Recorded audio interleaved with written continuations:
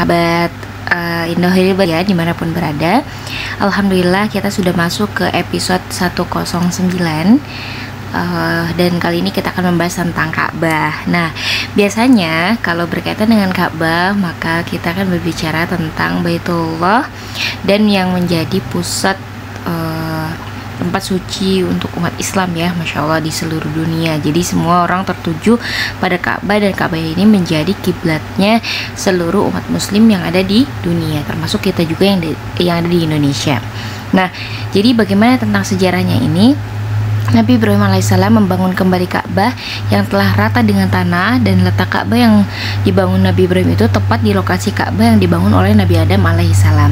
Jadi Nabi Adam yang pertama kali membangun Ka'bah, tapi setelah itu pernah rata dengan tanah, kemudian Nabi Ibrahim membangun kembali ya Ka'bah ini. Nah, tinggi Ka'bah itu 14 meter, panjangnya dari arah Multazam 12,84 meter, panjang dari arah Hijr Ismail 11,28 meter, antara Rukun Yamani dan Hijr Ismail itu 12,11 meter, dan antara Rukun Yamani dan Hajar Aswad itu 11,5 meter. Nah, setiap muslim itu boleh menziarahi Ka'bah.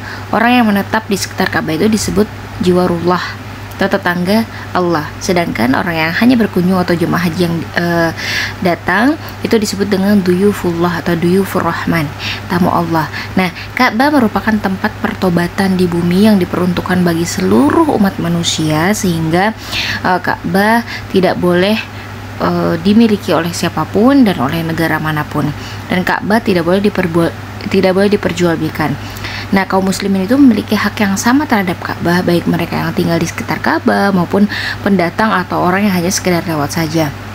Nah, Ka'bah merupakan tempat suci, tempat berkumpul yang aman untuk beribadah kepada Allah Subhanahu wa taala dalam bentuk tawaf, itikaf, ruku, dan sujud.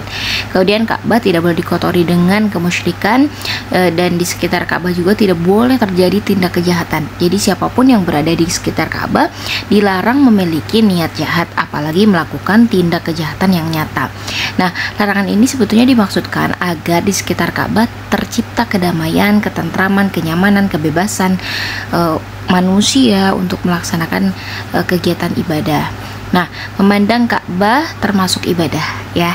Karena itu memandang kubus raksasa hitam ini menjadikan hati tentram, jiwa terasa aman, terlindungi dari segala gangguan dan ketakutan, dan memandang Ka'bah juga bisa menimbulkan rasa haru dan kagum.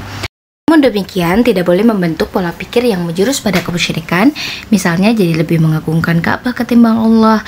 Nah, melihat Ka'bah perlu dibarengi dengan kekaguman terhadap kebesaran Allah melalui zikir dan doa yang dibaca dalam hati dan lisan.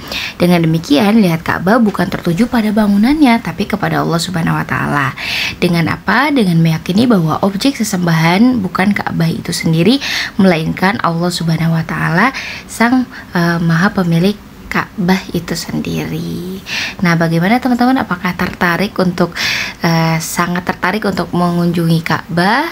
Dengan penjelasan ini, mudah-mudahan penjelasan ini bisa sedikit menolong teman-teman untuk mendapatkan referensi tentang apa itu Ka'bah dan bagaimana sejarahnya. Jadi mudah-mudahan teman-teman semuanya bisa lebih termotivasi dan bisa lebih semangat untuk menuju ke Baitullah.